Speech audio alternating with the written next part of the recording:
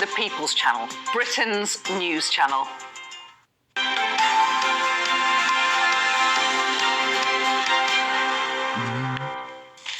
Welcome back. You are watching and listening to Breakfast with Stephen and Ellie. Did you get that subtle hint? Did you get that? Let's take you through the papers this morning. Let's start with the Eye. And like almost all of the Sunday papers, leads with Gary Lineker. BBC stars walk out in solidarity after Lineker suspended, it says, which was the sort of story yesterday. Was that not yesterday's front page? Actually, yes. It might be yesterday. Yeah. The Independent says the BBC is in crisis as sports shows axed. The Sunday Mirror has Lineker's message to the Beeb: "I'll never be silenced." And The Sun, again on the same story, reports that the BBC Director General is refusing to resign. And the Daily Star Sunday, Gary the Goat goes to prison, it says. No idea what that's about. No, neither do I. That's not their main story. Give it here. Who's written these? No, I mean, what they're saying is off. The BBC is a laughingstock after its footy coverage was savaged by the Gary Lineker furore. So there you go. Gary the Goat goes to prison is on page 7. And that actually is about a goat. It is actually about a goat. goat. Gary Lineker.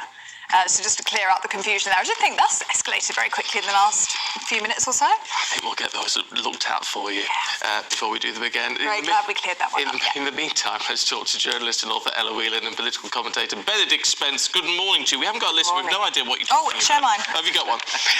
Ella, let's have a look at the Sunday Express, should we? And Priti Patel, former Home Secretary, defending motorists. Yes, well, I mean, it's budget time, and so everybody's coming out with their statements of support or pleas to Jeremy Hunt of what their pet project is to support people in the budget. But this is one instance in which I will get behind Priti Patel's politics, in that she's pointing out that for motorists, for people who own cars, the price of running that car is becoming unbearable, and she's asking Jeremy Hunt to keep the 5p per litre cut in fuel duty. And just to sort of point out, as they do in the Express, if you look at the amount of the average 147p paid at the pump for a litre of unleaded, over half of that goes on fuel duty, wow. 52p, and almost 28p is taken up by VAT. So basically her argument is that motorists are charged twice, that this is very unfair, and that people are being priced off the roads. So, asking Jeremy Hunt to keep that 5p cut in the budget. But importantly, nothing on all the other areas in which cars are being penalised. So there's nothing coming out of the government on plans to even sort of have a discussion about low traffic neighbourhoods, about the ULEZ. I know that's the sort of realm of Sadiq Khan or city mayors, but there are just the price at the pump isn't the only thing that's stopping people from driving. It's everything else. Yeah, it's a huge issue. If I fill mine up and it's less than £100 now, you always feel delighted, which is ridiculous. And the important thing to note is that I'd like to make a case that everybody should be able to drive, and that it's actually, historically, it's a great freedom. It meant that you could go out and see the world and travel and not have to stay in the little town that you were born in or wherever. And I know we have trains and things like that these days, but also... And they're running.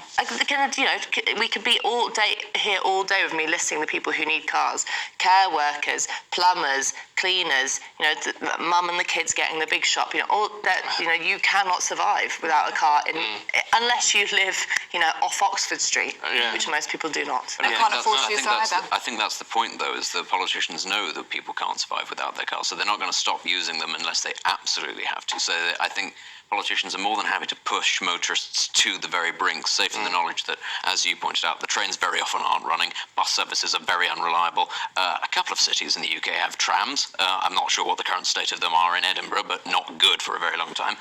So what other alternatives do you have? Some people can cycle, but you can't do a big shop on a bicycle. You can't necessarily go and pick up your children. You certainly can't, go to see a doctor or something like that. It's just not feasible. No, well, I mean, it's an easy target to go after. I used to get very annoyed because there was a big campaign, I don't know, 20 odd years ago. It was always get the bus. You need to leave your car at home, get the bus. Well, where I grew up, there isn't a bus.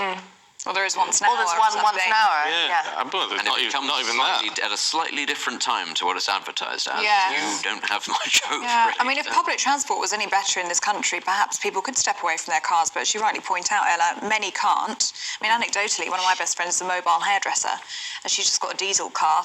She puts her hand up and says she didn't do enough research into it, and she's struggling to afford the petrol that is required. Or the diesel. Or the diesel, sorry, that is required to go into her car. But I mean, another part of this is that not so long ago, diesel was being pushed as the type that people should buy, and then suddenly the government decides that no, you have to have a catalytic converter, and no, actually you can't drive it within the M25, and and then it piles up and piles up. So unless you can afford an electric vehicle, which is over 30 grand, most people can't, then you're sort of doomed to be penalised. Well, even that, though, I mean, it's not that cheap to fill up the electric car now. No, and the infrastructure isn't there for an electric car, but anyway. No. Something else on. entirely, They're going to have to get that in place because we're all meant to be driving electric in 10 years, aren't we? So Can't charge them anywhere. no, so they're going to have to sort that out. I mean, I'm all for electric cars, but let's get the system in place first. Benedict, let's have it back to Lineker and the BBC, Sunday Telegraph, Sunday People covering it. Always more about Gary Lineker, and this has been touched upon all morning, and it will continue to be touched upon. The fact that there are other presenters who are going on strike, and you're not prepared to go on the show. And I mean, last night, Match of the Day was a condensed version, and it didn't have any commentary on some of the matches because the BBC found out too late it didn't have the rights to access the Premier League's own commentary. So it is a bit of a mess. I don't think anybody sort of disputes that, but I think it's more dangerous for the BBC, I think, than a lot of people realise. It's not really in a position to back down on this and say that Gary Lineker can come back if he doesn't apologise, because he can just say whatever he wants, even though I personally think he should be able to. The whole point about the BBC is impartiality, and you can't just weigh in and say things about political decisions if you decide to take the BBC's coin. If that's what you decide to do, you know what the rules are going forward. If the BBC backs down on this, all sorts of other characters at the BBC will start to say, well, hang on, why can't I start to talk about these things? And then you'll have sort of a bit of a cascade, and we all know that the government would love that. The government would absolutely love to pick a fight with the BBC because many members of it, many Tory backbenchers also believe it to be intrinsically biased. They think that the licence fee is unfair. They want to change the system. They want to rip it up, start again. So this would be a fantastic distraction from everything else that's going on if you're the average Tory MP. So it is a bit of an own goal. Actually, what Gary Lineker has done, he's distracted a lot of people from the policy that he was getting very irate about, because now all we're talking about is him and free speech. So everybody's forgotten about what this was actually about to begin with. And now the corporation, which many Conservatives have very little love for, is very firmly in the crosshairs of both sides, because you've got people saying that it's a Tory mouthpiece because the chairman used to be a Tory councillor, and of course there were the links to Boris Johnson and fundraising earlier on in the year, and you have people on the right who say that it's intrinsically biased against Conservatives. It can't win in this situation. No, It has to, frankly, keep a firm line on Gary Lineker and say, look, you knew the rules signing up. If you want to tweet, if your opinions about politics are that important, by all means, you don't have to work here. There are other broadcasters that would very happily take you, and we will make a real saving in terms of your salary. But there's the door if you want to go. If you want to keep on being the face of football in this country, you have to keep stum about this. Yeah, I don't know why they can't just be that straightforward about it. Then he can make a clear choice, can't he? Anyway. Ella, what's the Sunday Times got for us? Pay-as-you-go parking meters. Yeah, I've got a bit of a theme developing. This really boils my blood because... Oh, here we go. Me too, Ella. I've noticed it around the streets where I live in Hackney, that lots of parking meters have new signs over them that say you can't pay by cash, you can't pay by card, it all has to be done by app. Right. And this is happening across the country because these, the box meters that you use to pay for are all run off 3G networks, and mobile phone companies are shutting down their 3G networks because that's old hat. Instead of renovating them, updating them to be able to use 4G, and therefore you can still pay by cash, these are all now turning into app-only boxes. What's wrong with that? Well, you have to have a phone, you have to have mobile on your phone. You have to have storage on your phone. You have to have all these things. There's not one app, it's not just like you use one company. There's about 15 different ones in different areas. So on my phone, I've got about 6 apps that I'm always having to log in.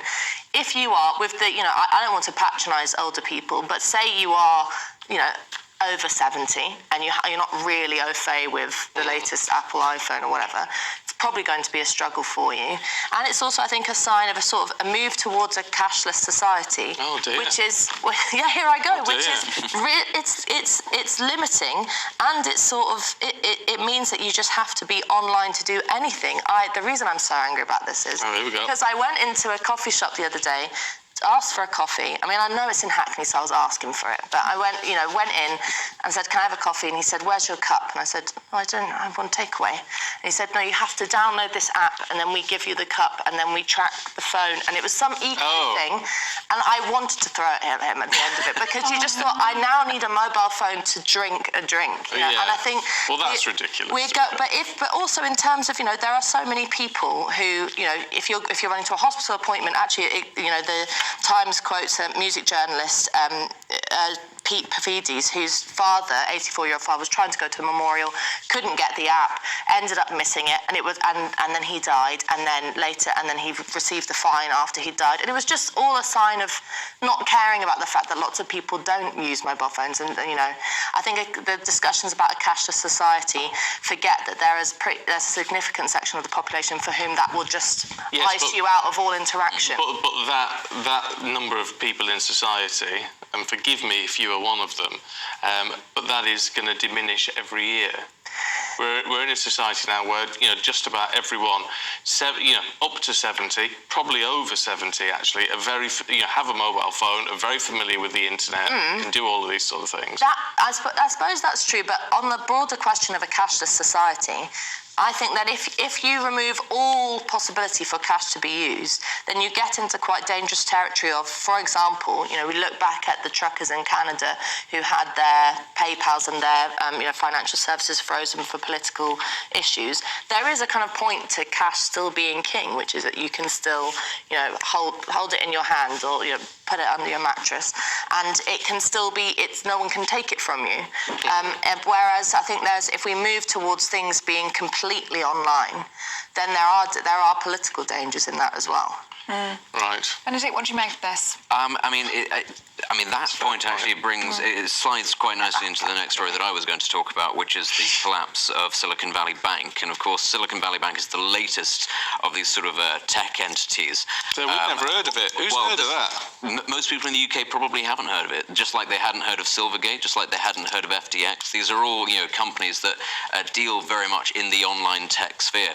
But there is a lot of money in this by its very nature. And, Ella was talking about, the cashless society where people will look for alternatives, and that'll end up being things like Bitcoin, like various cryptocurrencies. Of course, the problem is if you then have a largely unregulated industry, there's every chance that, for example, a bank that has a lot of assets in that sort of class might go under. Why this story, it's very complex as to how the bank has collapsed, I won't go into it, but why this is relevant is that it has lent to a number of companies that are based in the UK that have all written to the Chancellor asking for a bailout. Now, companies in the US are unlikely to get that sort of a bailout. They might get one from local authorities in California, but they're not going to get a federal bailout because this is a test basically of rules that were set up in the wake of the last financial crisis in 2008 about what. But we are talking about potentially hundreds, if not thousands, of jobs in the UK. And so, as you say, it's something that people haven't necessarily heard of, but a lot of people's jobs are at risk. And of course, as ever, with a run on a bank, there is the chance of contagion spreading because other banks have been exposed to similar things or other banks try to take advantage of the situation. And this is one of those things where it would be nice if this is the last we heard of it and that it can be managed and contained to this. There is no way in heaven and earth that the government is going to bail out a bank. This is the difficulty, is that there are that many companies, actually, that Silicon Valley Bank did lend to in the UK, that you do have, I think it's not quite 100, but it's a significant number of companies that have said, we are going to go under if you don't bail us out. Now, if Jeremy Hunt has, put the tech sector sort of front and centre of his vision for the future of Britain's economy, it's not a great start if a bank somewhere in California goes under and suddenly you have lots of businesses in the UK going, well, that's it for us, basically, unless you do something. And again, the cashless society, this is, somebody in California sneezes and somebody in the UK catches a cold because... but there's a difference between a cashless society and a Bitcoin-driven society or whatever you call it. I mean, the point is about, these alternative currencies is people will try to find alternatives if they feel that the state has too much control or banks have too much control of their access to money. That's where this came from. Bitcoin was a response to the 2008 financial crisis where, people decided actually the system, central banks can't be trusted. There needs to be a decentralized way of, maintaining your own value of your own wealth. And Bitcoin's hardly proved to be reliable, has it? Well, Bitcoin itself is fine, but the banks less so, because there's a lack of regulation. Oh, it's very confusing. Benedict, Ella, thank you very much indeed. We'll see you a little bit later on. I don't understand cryptocurrencies at all. All goes over my head as well. Yeah, Don't worry. there you go. Now, for many years, Britain has apparently earned